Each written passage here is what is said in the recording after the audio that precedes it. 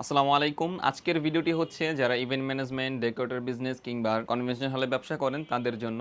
আমাদের এই টেবিলগুলো event, decorator, convention হলে ব্যবহার উপযোগী। অনেকেই আমাদের কাছে বিভিন্ন সময় জিজ্ঞাসা করেছেন যে ভাই আপনারা এই টেবিলগুলো বানান কিনা, আপনাদের স্টকে আছে কিনা। এখন থেকে বাজারীয় ফার্নিচারে এই টেবিলগুলো যুক্ত হয়েছে। যারা আপনারা পূর্বে নিতে চেয়েছেন এখন নিতে পারবেন।